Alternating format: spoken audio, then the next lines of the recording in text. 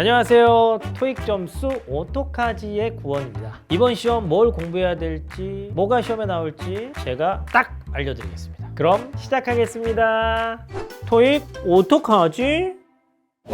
자, 일단 화면을 멈추고 문제를 한번 풀어보세요. 이번 시험에 꼭 나오는 문제, 일단 그것도 3개에서 5개 나오는 문제부터 알려드리겠습니다. 이른바 명사, 형용사, 부사 자리 문제라고 하죠. 시험지 딱 펼쳐보시면요. 바로 101번부터 108번까지 안에 거의 한 2-3문제가 그냥 들어가 있고요. 얘네들은 보기 앞머리가 같은 문제라고 해요. 많이 들어보셨을 것 같아요. 풀이 방법은 이거는 해석을 하는 게 아니고 그냥 딱 보자마자 빈칸 주변에 나와 있는 품사, 예를 들면 뭐 어는 관사라고 하고 아이디어는 명사라고 하죠.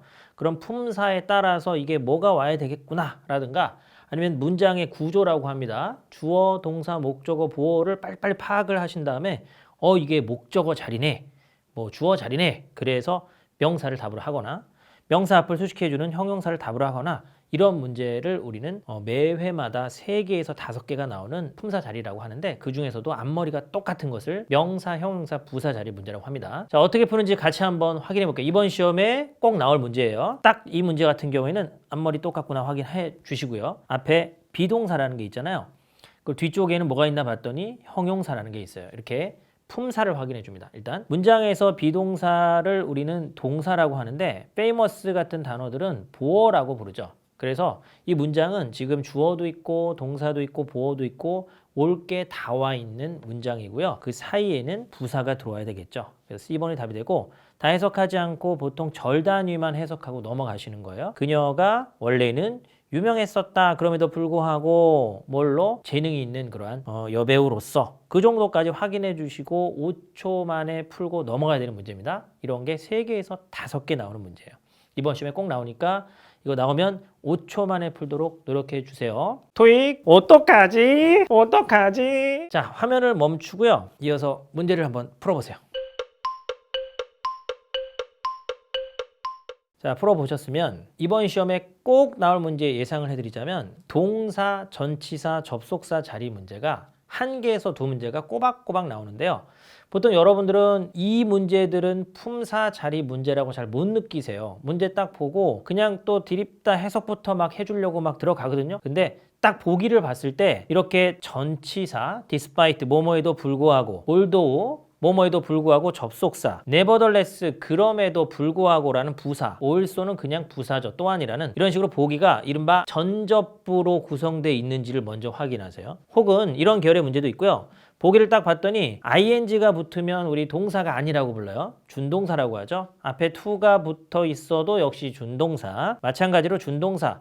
이렇게 준동사가 보통 3개가 있고요. 하나만이 동사 원형이나 그 준동사의 반대말을 정동사라고 하는데 이러한 보기로 구성되어 있는 그러한 문제라고 한다면 이 문제는 빈칸 주변을 보고 푸는 문제가 아니고 문장 전체를 딱 봐주면서 빠르게 동사의 개수를 확인하세요. 그리고 나서 빈칸에 밑줄이 있는지를 확인해 주시면 동사와 접속사의 개수를 확인하면 문제를 풀 수 있는 문제고요. 동사의 개수가 2개면 접속사가 꼭 필요하죠. 의미는 똑같지만 둘 중에 하나는 접속사고 하나는 접속사가 아닌 경우가 대부분이에요. 그래서 이 문제는 WH가 들어가 있는 단어가 정답이 되죠. 이게 접속사고요.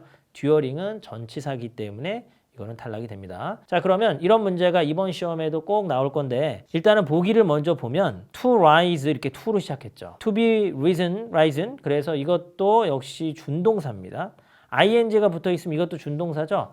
이 문제는 아마도 보기만 봐도 빈칸이 문장에 꼭 하나 필요한 그 동사 자리인지를 물어보는 문제인 거고요. 자, 쭉 봤더니 여기에 대시라는 단어가 있잖아요. 문장을 볼 때는 큰 그림을 볼 수 있어야 돼요. 이거는 마침표를 기준으로 해서 문장에 that 같은 접속사가 나오게 되면 무조건 동사의 개수는 2개가 필요하거든요. 근데 저 뒤쪽에 이미 is라는 동사가 있으니까 여기 빈칸은 역시 동사가 필요한 자리고요. 보기 중에 제대로 된 동사로서 들어올 수 있는 것은 B번밖에 없는데 이러한 것을 우리는 동사 자리 문제라고 합니다. 제가 이 문제를 조금 바꿔서 만약에 여기다가 밑줄을 걷어요. 그리고 이미 여기에다 has risen이라는 동사 이미 집어넣었으면 이제는 이거는 동사의 개수가 2개니까 접속사를 고르는 문제가 됐는데 이럴 경우에 이제 오다 보기에는 now that은 뭐뭐 때문에 라는 단어인데 뭔가 due to 같은 단어들이 들어가 있겠죠. due to도 뭐뭐 때문에지만 이것은 전치사고요. now that은 접속사이기 때문에 접속사를 답으로 하는 문제가 되는 겁니다. 이러한 계열이 익숙하지 않은 친구들은 빠르게 뭐를 학습하셔야 되냐면 시험 전에 되게 많은 자료 같은 거 공부하지 마시고요. 보통 시험 전날에 뭐 해야 돼요? 저한테 질문을 되게 많이 해요. 뭐 모의고사 한 회분 쫙 풀어보면 될까요? 좋지 않습니다. 문제만 푸는 거는 별로 도움 안 돼요. 리뷰를 확실하게 할 수 있는 문제만이 의미가 있기 때문에 문제만 푸는 거는 자기 실력이 지금 어느 정도다라고 진단하고 그냥 넘어가는 거 수준이라서 해결을 받아야죠. 다른 거 하지 말고 전접부를 암기하세요. 이 단어가 전치사인지, 이게 접속사인지, 이게 부사인지 의미는 비슷하지만 품사가 다르거든요. 전접부를 외웠을 때 풀리는 문제가 매 회마다 꼭 한 문제는 확 나온다는 거. 이번 시험에도 또 나올 거예요. 제가 시험 끝나자마자 이게 나왔어요, 안 나왔어요 증명할 수 있습니다. 근데 너무나 유명한 거니까 이거 꼭 기억을 해주시면 좋을 것 같고요. 전접부는 몇 개 정도 외워야 해결되나요? 근데 104개 정도 암기하시면 됩니다. 104개. 교재에 다 나와 있습니다. 자, 그러면 이 문제는 그래서 정답은 B번이 답이 되는 문제였어요. 자, 이어서 시간을 드리겠습니다. 한번 풀어보세요. 이 문제는 뭐냐면 역시 이번 시험에 나올 문제예요. 매 시험마다 나오고 있는 문제고요. 이른바 수태씨라고 합니다. 수태씨. 약간 사람 이름 같기도 하죠. 수태라는 사람이 있었다고 생각해 보세요. 그래서 뭐 그 사람을 부르는 거야. 수태씨 하면서 이 문제가 한 개에서 두 개 나오는데 수태씨 문제는 어떻게 생겼냐? 보기를 보면요. 이렇게 동사의 다른 시제, attend는 현재 시제, were attended는 과거 시제, 또 다른 태, attend는 능동태, were attended는 수동태. 그 다음에 다른 수, attends, s가 붙으면 수가 다르다고 하죠. 단수, 복수 이런 개념이 있어요. will attend 역시 다른 시제고요. 그래서 이렇게 동사의 수나 태가 다른 보기로 구성이 된다는 이런 문제인데 그런 게 한두 문제가 나와요. 또 보기에 특히나 첫 번째는 이 보기와 이거의 다른 점은 뭐냐면 1번에 나와 있는 이 보기에는 BPP가 들어가 있는 보기가 이렇게 하나 정도 있고요. 이것도 마찬가지죠. 그러니까 BPP가 제대로 들어가 있는 보기가 한 개만 있는 이런 경우에는 특히나 주목을 해주세요. 왜냐하면 이거는 정말로 1초 만에 풀리는 공식으로 이걸 해결할 수 있기 때문에 제가 이걸 특히 강조하는 거예요. 자, 그러면 이런 보기로 구성되어 있는 문제를 우리는 수태시 문제라고 하는데 꼭 한두 문제가 꼬박꼬박 시험에 나오고 있고요. 이거 어떻게 푸는 거냐? 제일 먼저 주어를 보세요. 주어를 보고 수가 맞는지 보는 거야. 트레이닝 세션 복수니까 일단은 단수를 지우자 해서. 근데 보통 안 지워져요. 보통 해결이 안 됩니다. 그러면 이어서 목적어 유무라는 걸 보세요. 이 문제 지금 tomorrow라는 것은 시점 부사구라고 해서 목적어 아니거든요. 부사예요. 그러다 보니까 이거 벌써 그냥 BPP가 들어가 있는 수동태를 답으로 할 수 있는데 만약에 둘 다 BPP라서 더 이상 해결이 안 되면 tomorrow라는 이런 미래적인 말, 미래 시점하고 어울리는 말은 뭘까? 과거는 안 되겠네 그러면서 소거해서 미래적인 표현을 답으로 할 수 있는 그런 문제가 되는 건데 사실은 이 경우에는 홀딩도 미래적인 어감을 가질 수 있기 때문에 이거는 시제로 풀 수 없고 목적어 유무, 태라는 걸 수동태, 능동태로 풀리는 문제가 되는 거죠. 이런 문제가 꼭 한두 문제 나올 거고요. 이 문제도 제가 방금 전에 여러분들한테 풀어보라고 했지만 보기를 딱 먼저 봤을 때 지금 보니까 보기 중에 BPP가 들어가 있는 보기가 한 개만 있잖아요. 그럼 이 문제는 주목을 해야 돼요. 왜냐하면 BPP가 들어가 있는 보기가 한 개만 있으면 혹시 이게 답일까 아닐까를 생각해 볼 수 있어요. 근데 뒤쪽에 BPP가 답이 되려면 이 뒤에 목적어가 있으면 안 되는데 its proximity라는 것은 명사거든. 명사는 문장에서 목적어 역할을 해요. 그래서 이거부터 소거하고 들어갈 수가 있게 됩니다. 만약에 저게 명사가 아니고 수식어가 있었다 그러면 바로 그냥 D번이 답이 되지만 지금은 그래서 이거는 태만 보고 풀 수 없는 문제가 됩니다. 자, 그러면 우리가 사실은 태보다 더 쉽게 확인할 수 있는 거는 주어를 확인해주는 수를 봐주는 거거든요. 지금 after 뒤에만 생각해보면 some employees라는 게 주어이기 때문에 이 주어에 수를 먼저 맞춰줘야 돼요. 여기 직원들이 S로 끝났잖아요. 그러면 S로 수를 맞춰보자. 그래서 A번을 답으로 하는 친구들이 있는데 동사와 이 주어랑은 같은 S로 끝났다고 해서 수를 맞히는 게 아니죠. 이거는 우리 기본에 해당되고요. 그래서 A번은 탈락이 돼요. 오히려 동사는 S를 안 붙여야지만 복수형이라고 부르게 됩니다. 그러면 이제 questioning이냐 questioned냐 더 이상 수로도 풀 수가 없고 태로도 풀 수가 없죠. 이런 문제를 우리는 시제 문제라고 부르게 됩니다. 시제 문제가 한 문제 정도 보통 나오는 편이고요. 시제 문제는 쉽게 나올 때는 뭐 yesterday라던가 last week라던가 그런 시점을 툭 하고 던져주는데 이거는 그런 말은 없지만 요 후에라는 말이 단서가 돼요. 후라는 것은 어떠한 시간보다 나중에 발생하는 거잖아요. 근데 그 바로 앞쪽에 장소가 바뀌었다라는 말이 더 나중 일로 언급이 됐어요. 그러면 after 다음에는 뭐가 있어야 될까? 이게 좀 헷갈리는 친구도 있어요. 자, 여러분들 아침에 일어났어 오늘. 일어나서 지금까지 겪었었던 일을 순차적으로 떠올려 보세요. 제일 먼저 뭐 했어요? 일어나자마자. 저는 물 마십니다. 물 마시고 그다음에 뭐 합니까? 좀 밝히긴 좀 힘들지만 뭔가 화장실 가겠죠. 그죠?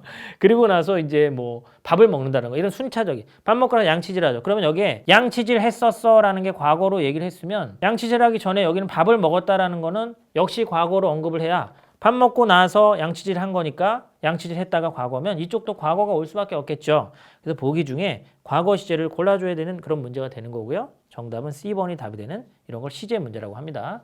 매 회마다 나오는 문제니까 꼭 기억을 해주시면 좋고요. 이번 시험에도 나올 겁니다.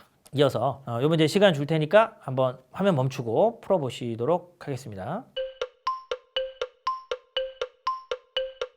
자, 좋습니다. 이 문제는 준동사가 답이 되는 문제라고 해요. 매 회마다 한두 문제가 꼬박꼬박 나오고 있는데 이거는 보기를 보면 공부를 많이 안 해봤다 그러면 되게 뭐랑 헷갈릴 수 있냐면 아까 방금 전에 봤었던 수태시 문제랑 되게 비슷하게들 생각하는데 좀 보면 보기가 달라요. 어떻게 다르냐면 준동사가 한 개 있고 두 개 있죠. 심지어 ed가 붙은 이런 단어들도 준동사의 역할이 있거든요. 과거시라고 볼 수도 있지만 그래서 모양이 좀 다르고 준동사라고 하는 것이 최소 두 개 이상이 들어가 있으면 우리는 준동사가 답이 되는 문제라고 보통 분류를 합니다. 일단은 이 문제가 나오면 동사 자리인지부터 먼저 확인하는 거예요. 근데 저 앞쪽에 이미 동사가 딱 버티고 있으면 일단은 동사가 아니겠구나 해서 그냥 툭 하고 풀리는 문제도 있고요.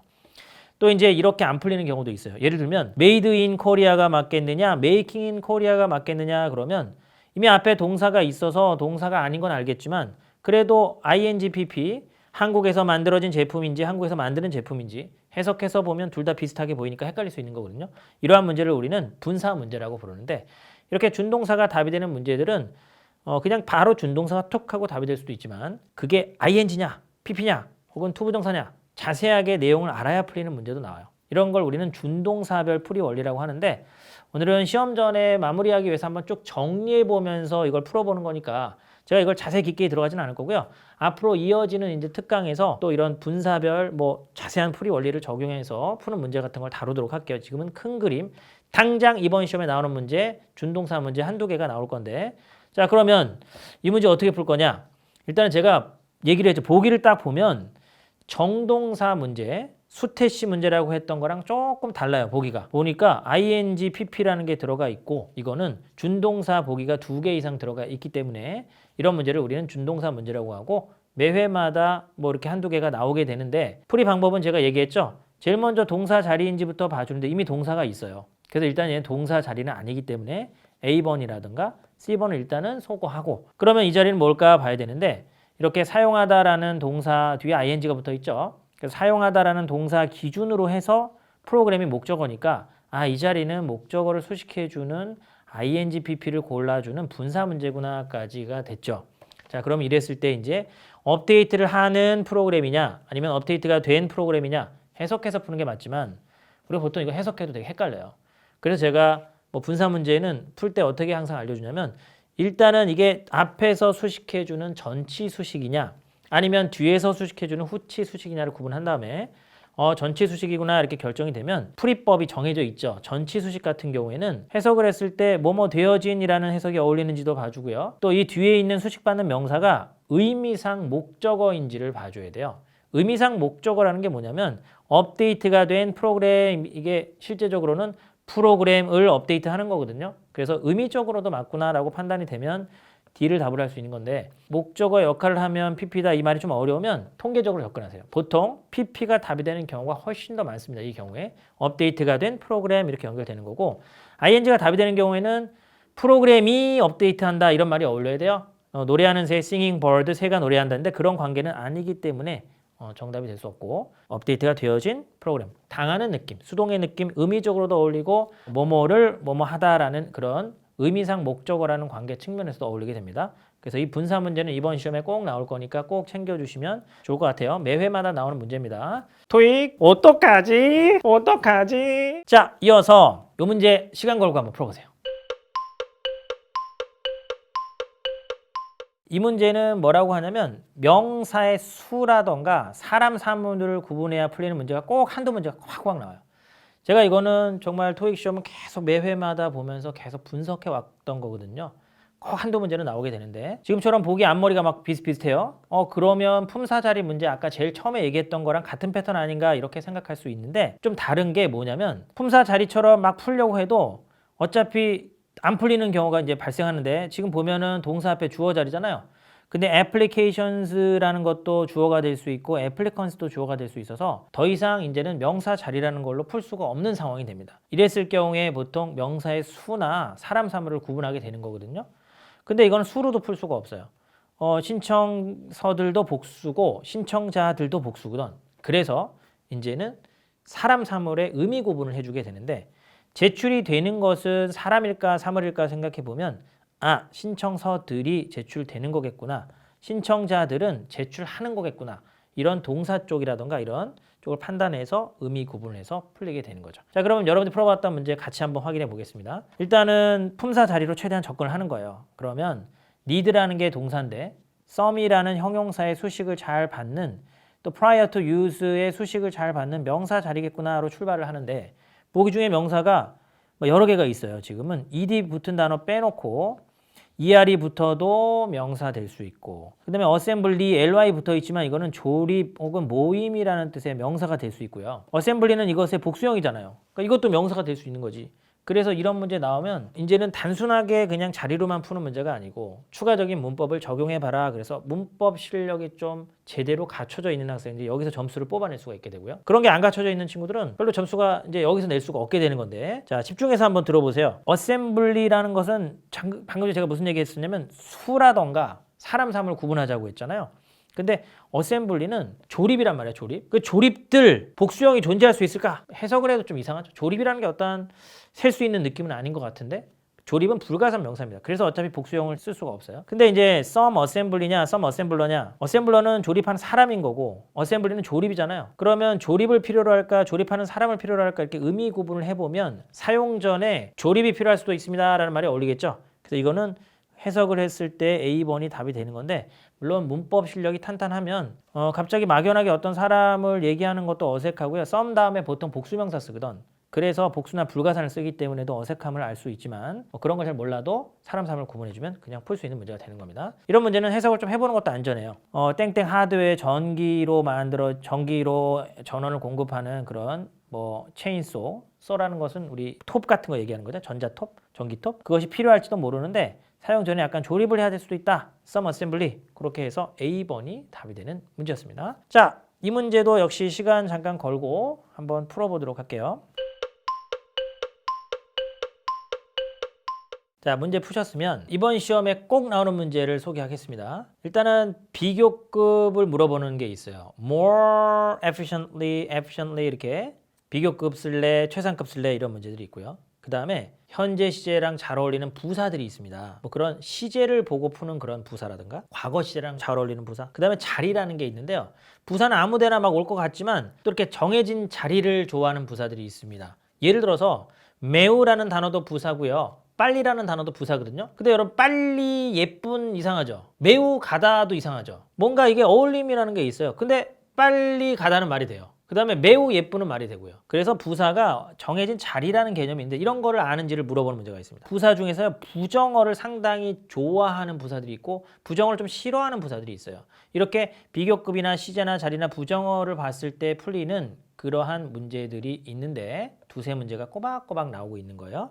자, 이거는 이 자리가 형용사 자리다, 부사 자리다, 품사 자리의 그 개념으로 접근을 해도 더 이상 안 풀리는 문제들입니다. 그래서 형용사 자리라는 건 알겠는데 혹은 부사 자리라는 건 알겠는데 둘 중에 비교급을 쓸지 원급을 쓸지는 추가적인 지식이 필요한 거죠. 그 다음에 보기 4개가 부사인 경우는 우리가 보통 이러한 문제들을 시중 교재에서는 이것을 그냥 어휘라고 이렇게 분류하는 교재들이 있어요. 이거 어휘다, 부사 어휘다. 주로 ly가 안 붙어 있는 짧은 부사들이 있거든요. 근데 이 부사들은 어휘 문제라고 하지 않습니다. 어휘 문제 같은 느낌이지만 사실은 이러한 어떤 문법적인 원리로 정답을 빨리 고를 수 있는 문제들이에요. 예를 들어서 ever 같은 경우에는 부정문, 의문문 최상급과 어울리고요. seldom 같은 경우에는 not이라는 말과 같이 쓸 수가 없어요. 또 그다음 even 같은 경우에는 비교급 같은 거 앞에 막 붙거나 quiet는 형용사나 부사 같은 것도 앞에 붙죠. 그래서 이렇게 어느 정도 자리도 정해져 있고 부정어를 좋아하는 표현도 있고 이런 걸 통해서 해석을 좀 줄여서 풀 수 있기 때문에 이것을 완전 어휘 문제라고 분류하지 않습니다. 자, 그 다음에 이런 문제들은 그럼 어떻게 풀 거냐? 보통 비교급은 된 보면 그냥 답을 고를 수 있고요. 최상급 같은 경우에는 이제 좀 여러 가지 단서가 있는데 뭐 더 같은 게 앞에 딱 있고 나서 형용사의 최상급이 오거나 혹은 뭐뭐 중에서라는 그런 어부나 어먼 같은 표현이 있거나 또 시제 보고 푸는 부사 어휘들이 있죠. 예를 들어서 soon이나 shortly 이런 단어들은 뭐 미래 시제 좋아한다 그런 것들이 있고요. 뭐 자리 같은 것도 제가 이제 문제 풀면서 잠시 후 얘기할 거고요. 부정어를 특히 좋아하는 부사들이 있고 부정어 싫어하는 부사들이 있어요. 그런 것들에 대한 디테일한 공부를 하시게 되면 쉽게 풀 수 있는. 예를 들어서 to date라는 말을 딱 보면 이게 지금껏이라는 말인데 지금껏 가장 뭐 내가 봤던 강사 중에 가장 뭐 무슨 어떡하지 이런 옷을 입고 있네 그러면서 지금껏이라는 표현과 잘 어울리는 부사가 따로 있단 말이에요. 그런 최상급 표현 같은 거. 자, 그런 식으로 같이 한번 풀어보도록 하겠습니다. 그럼 이 문제도요. 언뜻 보면 still도 부사고 quite도 부사고 upward도 위쪽으로라는 부사고요. as는 전치사 같은 것도 되고 뭐 접속사도 되고 막 그런데 이런 문제들은 우리 어휘 문제라고 분류하지 않고요. 매 회마다 두세 개가 나오는 문법 문제라고 하는데 특히나 부사 형용사 문법이라고 불러요. 이 문제는 단서를 보통 자리라던가 시제를 통해서 주게 되는데 얘 같은 경우에는 일단은 BING 사이라는 자리가 정해져 있고요. 앞쪽에 뭐뭐에도 불구하고라는 이 역접의 관계가 잡히고 있잖아요. 보통 불구하고나 이런 but이나 although, despite, in spite of 이런 단어들을 되게 좋아하는 단어가 이미 정해져 있습니다. 그게 바로 여전이라는 still인데요. 훨씬 더 그러면 빨리 풀 수가 있어요. 단 해석으로 점검해 주셔야 됩니다. 최근에 경제 성장에도 불구하고 작은 회사 사업 소유자들이 여전히 어려움을 갖고 있습니다. 직원 채용에 있어서 예상과 반대로 돌아갈 때 still을 쓰게 돼요. 예상대로 갈 때는 finally라는 말을 쓰게 됩니다. 내가 토익 공부를 10년 동안 했어. 직장 생활하면서 힘들게 토익 공부 10년 동안 해서 마침내 성적이 나왔다. 파이널리 예상대로 가죠. 10년을 공부했는데 여전히 성적이 똑같아. 그러면 이거는 still로 가게 되는 거예요. 여전히.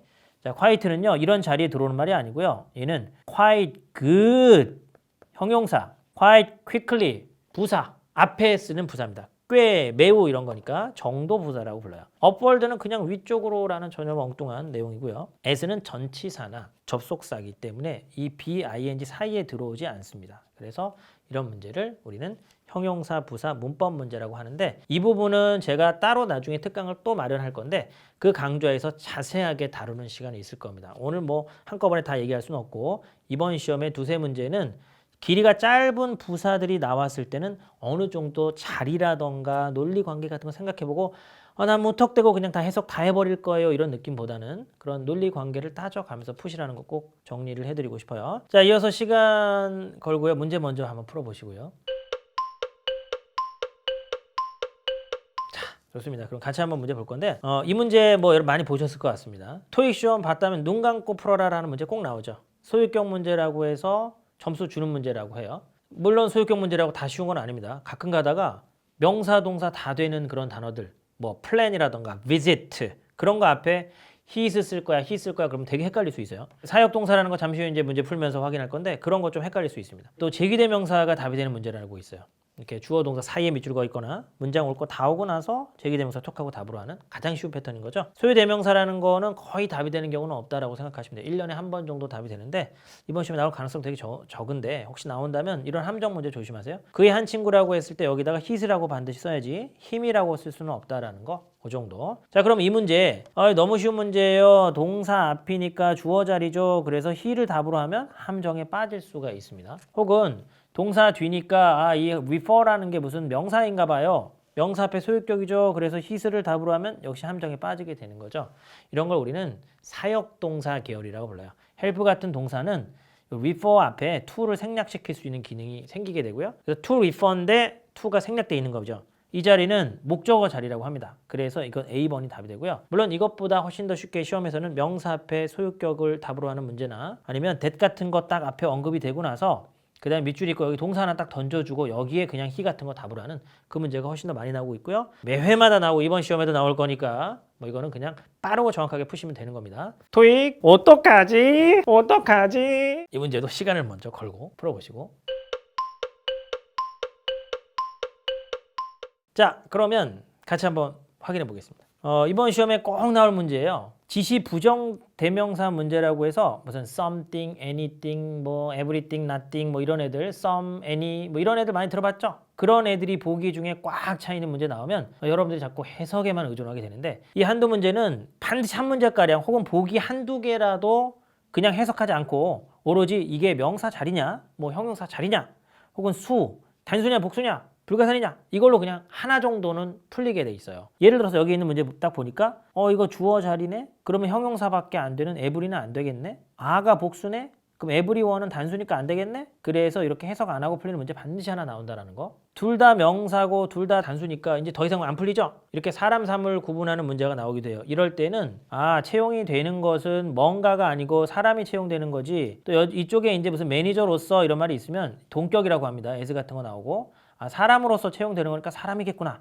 이런 식으로 사람 사물 구분해 주면은 웬만하면 여기까지 해석 안 하고 풀 수 있는데 만약에 이렇게도 안 풀리는 경우가 나와요. 드물게 나오는데 이럴 경우에 예를 들면 우리가 아무것도 갖고 있지 않아요. 뭔가를 갖고 있어요. 또 다른 하나를 갖고 있어요. 이렇게 나오면 이때는 이제는 해석을 해야 돼요. 해석을 한번 해보시고 논리 관계 같은 거를 좀 확인을 해줘야 돼요. 예를 들어서 another라는 말은 추가로 하나 더니까 그럼 이 말이 답이 되려면 애초에 one 하나라는 개념이 있어야 또 다른 하나가 존재하겠구나. 주변에 그런 말 없네? 그럼 얘는 일단 제껴주고 우리가 아무것도 갖고 있지 않아서 구매를 해야 된다 이렇게 연결이 되는 건지 우리가 뭔가를 갖고 있어서 구매할 필요가 없다로 연결되는지 이거는 뒤를 더 봐야 되겠구나라는 생각을 해보시고 답을 결정하는 거죠. 더 이상 풀 수가 없는 문제가 되는 겁니다. 이 상황에서는 이런 문제가 꼬박꼬박 나올 거예요. 자 그러면 이 문제는 일단은 해석 없이 품사 자리나 수로 한번 가볼게요. 명사 자리예요. 왜 주어가 돼야 되니까 그리고 동사가 단수니까 보기 중에 이제 단수가 아닌 거를 지우고 혹은 명사가 아닌 거를 지우고 출발을 해봅니다. 근데 이거 다 명사가 될 수 있고요. 다 단수로도 받을 수가 있어서 이거는 더 이상 풀 수가 없죠. 수로는.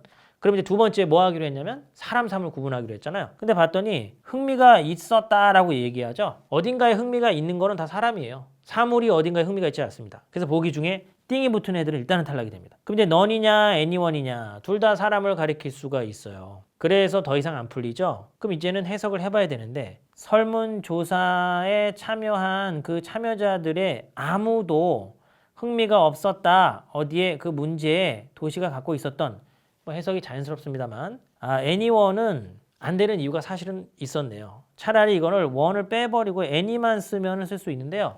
anyOne까지 있을 때는 of 전치사구의 수식을 받지 않습니다. 조금 어려운 내용이에요. 그래서 anyone 탈락시킬 수가 있고 최종적으로 none을 답으로 할 수 있는 이런 어려운 문제.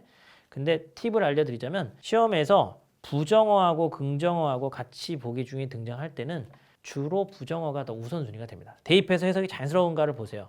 설문조사 참여자들 중에 아무도 흥미가 없었다. 해석 자연스럽죠? 문제, 도시가 가지고 있었던. 다시 한번 C번이 안 되는 가장 강력한 이유는 anyone이라고 안 하고 any라고만 하면은 쓸 수 있어요. any는 any participants의 줄임말이 되기 때문에 근데 anyone of라고 할 수는 없기 때문에 어차피 안 되는 건데 이런 사실 잘 몰랐어도 부정어 대입해서 해석이 자연스럽다라고 생각을 했으면 어차피 긍정어를 대입해서 해석이 이상하겠는데 라고 생각을 해서 풀 수가 있는 그런 문제였습니다. 자, 시간을 걸고 문제를 한번 풀어보세요. 이번 시험에 반드시 나오는 문제 바로 부사절 접속사 등위 접속사 문제라고 하는데요. 말이 좀 어렵죠. 쉽게 말해서 그냥 불구하고 때문에 이런 게 답이 되는 게 꼭 하나는 나와요. 시험을 보면. 그럼 이 문제는 열심히 공부했다. 그래서 성적이 올랐다. 그러니까 because. 열심히 공부했다. 근데 성적이 떨어졌다. 그러면 although. 이런 식으로 해석을 할 수밖에 없겠죠. 해석을 해야 되고 뭔가 예상대로 돌아가면 because 계열인 거고요. 예상과 반대로 돌아갔다 그러면 although 계열인 건데 이런 when이나 if 계열이 답이 되는 경우가 있어요. 이런 문제들은 이 시제를 꼭 확인을 해주셔야 됩니다. 이 부사절 쪽에 현재나 현재 완료가 있고 이쪽을 주절이라고 하거든요. 주절 쪽에 미래 시제가 딱 이렇게 있으면 이거는 바로 그냥 when if 계열이 답이 우선순위가 딱 돼요. 물론 해석으로 한번 점검해 주시면 좋지만 그가 도착하자마자 우리는 미팅을 시작할 거야. 아직 도착 안 했는데 현재를 쓰고 있죠. 이게 바로 시간과 부사절의 특징이에요. 줄여서 우리 시부라고 하거든요. 시부, 시간과 조건의 부사절에서는 현재가 미래를 대신하는 요 원리 시조부 현미라고도 부릅니다. 자, 그런데 이제 이런 식으로 해석해서 풀리는 게 꼭 한 문제나 두 문제 나오지만 간혹 가다가 해석을 좀 안 해도 이렇게 since라는 게 답이 될 때는 보통 현재 완료를 던져줘요. 앞에 have increase 한 다음에 since를 답으로 하게끔 하는 이런 문제 나오죠. until이 답이 되는 문제는 보통 not을 단서로 던져줍니다. 그 다음에 so that이 답이 되는 문제는 요게 can이나 혹은 may, will 이런 조동사를 던져줘요. 그런 걸 딱 보고 우선순위로 대입을 할 수가 있게 됩니다. 이런 문제가 매 회마다 한두 문제가 나오고 있다는 거. 자, 그럼 이 문제 같이 한번 보도록 하겠습니다. 지금 보면은 이쪽에 will affect 했는데 여기도 will be 이러고 있죠. 아까 제가 무슨 얘기를 했습니까? 보기 중에 because가 있으면 일단은 해석을 해야 된다고 했죠. 근데 until 같은 단어들을 우리는 시간의 부사절 접속사라고 해서 이런 게 답이 되려면 요 부사절 쪽에 여기에 현재가 미래를 대신하게 돼 있어요. 그러니까 여기 will be를 쓸 이유가 없다라는 거죠. 여기에 will be를 썼다라는 것은 시간과 조건의 부사절이 우선순위가 절대 될 수가 없다라는 결론이에요. 아직 저는 해석을 하기도 전에 이 정도의 판단을 하고 들어가게 됩니다. 게다가 C나 D는 그냥 부사들이거든요. 얘네들은. 부사들이니까 어차피 이거는 그냥 B가 답이 될 것 같은 느낌 거의 갖고 가는데 해석으로 점검을 해봐야 되겠죠. 뒤에 내용이 발생했을 때 예상될 결과가 단지 미리 등록한 자동차들만 주차하도록 되어질 것이기 때문에 새로운 주차 규정은 그 지역에 영향을 끼칠 것이다. 예상되는 결과인가요? 해석을 해봐도 보통 어려울 때가 있어요. 단지 미리 등록한 자동차들만 주차할 수가 있어. 그래서 그 지역 상점들한테 영향을 끼치게 될 것이다. 말이 어렵죠? 왜 이게 말이 된다는 거냐면 미리 등록한 자동차들만 허락이 되면 자동차들이 마음껏 거기 가지 않겠죠. 왜냐면 자기는 등록 안 했으니까. 그래서 분명히 그 지역 상점들한테 매출에 영향을 끼칠 수가 있는 거거든요. 그러니까 이런 내용이 말이 되는 겁니다. 왜 시험장 가서 파트 5 이렇게 문제 풀다 보면 해석을 해봐도 이게 뭔 소리야 잘 이해가 안 되는데 막 이렇게 느껴질 때가 되게 많을 거예요. 이 문제는 태생적으로 해석을 하는 문제인데 그런 느낌이 잘 안 올 때는 특히나 제가 알려준 공식적인 내용에 의존을 하셔야 돼요. until 다음에 어차피 미래 시에는 안 온다. 얘네들은 접속사가 아니다. 그래서 because는 일단은 답으로 할 수 있다라는 거. 좋습니다. 자, 시간을 드릴게요. 문제 한번 풀어보시고. 네, 푸셨으면은 이번 시험에 나올 문제 마지막입니다. 명사절, 형용사절, 우리 관계대명사라고 부르는 거 아시죠?